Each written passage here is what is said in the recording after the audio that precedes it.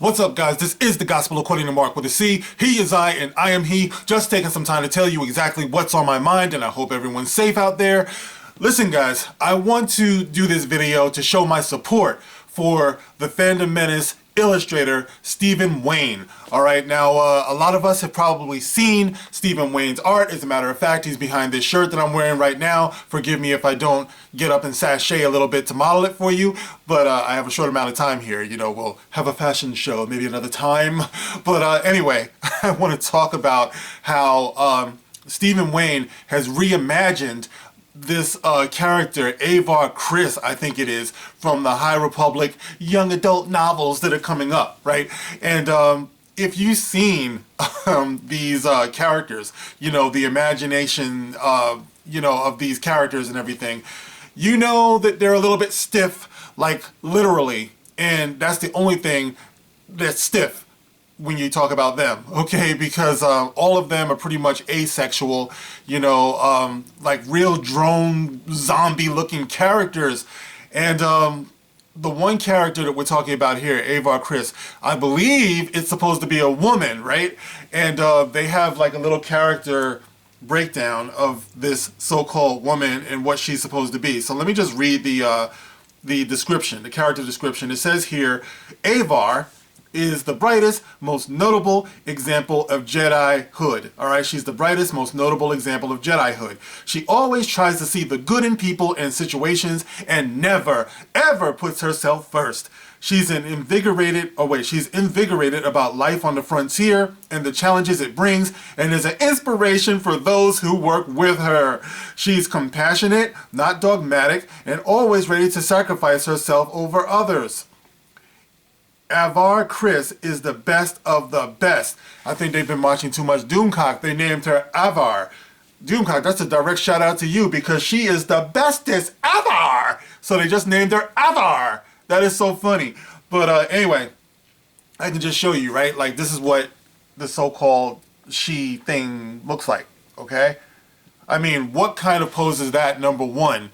All right, and honestly, she couldn't be any more lifeless, you know, any more just bland, you know, if they tried. I mean, like I said before, she looks like a zombie, like a mannequin. She looks lifelike. She looks uninspired, like all the things they just described her as. You know, she's invigorated about life on the frontier and the challenges it brings, and is an inspiration to those who work with her. I'm like looking past whatever the fuck this is. Like, I don't know who that is that they have here, but that's not who they're describing. All right, now, this great man, Stephen Wayne, said to himself, I don't think so. That's not what that sounds like to me. I'm not inspired by that. So he goes and reimagines the character as the gifted, inspired artist that he is. And let me just show you what my man Stephen came up with.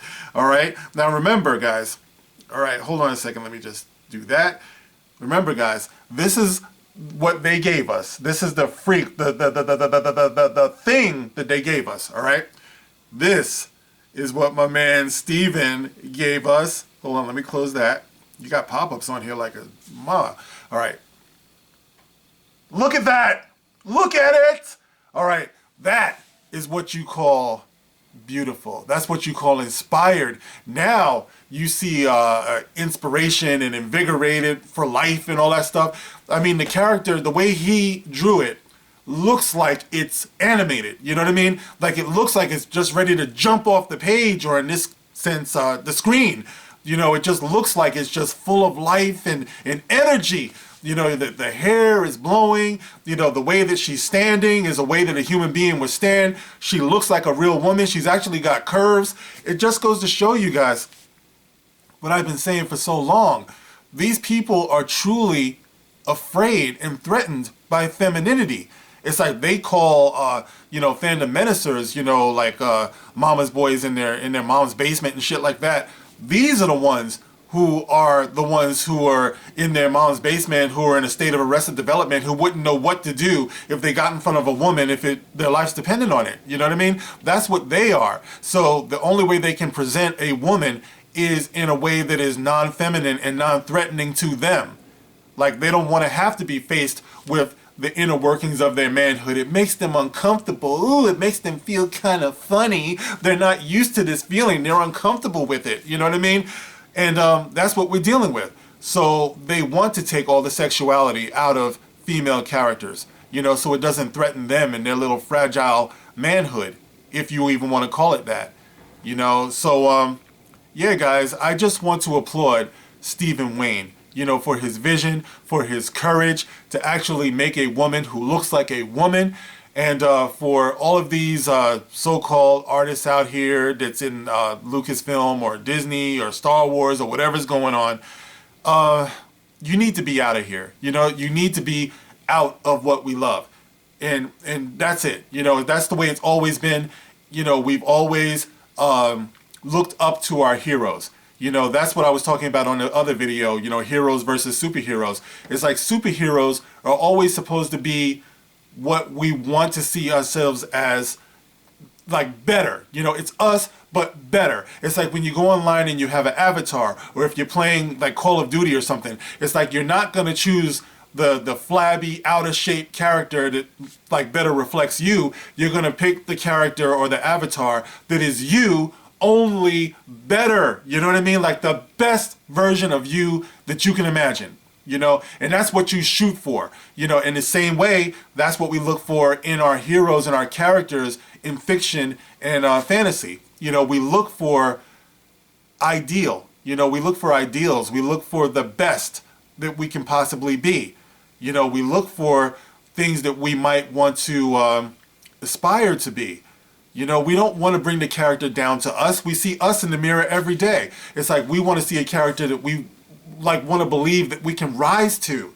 You know, that's the fantasy of it all. That's why they call it fiction. That's why they call it fantasy, because you don't want to see the reality of the boringness of some of our lives. You know what I mean? You want to see something exciting. And that's what Stephen Wayne's illustration brings out. It brings a sense of excitement. Take notes, Disney. Take notes, Lucasfilm, and all you other people out there who want to just bring women down and not show them and celebrate them as the glorious creations that they are.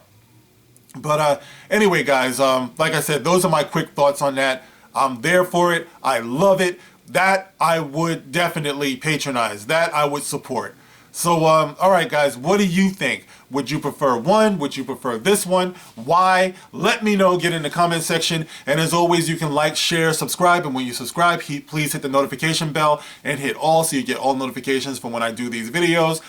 There will be a link in the comment section in the pinned comment to my Twitter page. Go on and give me a follow. I would appreciate it. There's also a PayPal there. Should you choose to help out, I would appreciate it. All right, guys. That's it for now. I'll catch you on the next one. This is The Gospel According to Mark with a C. Rock on.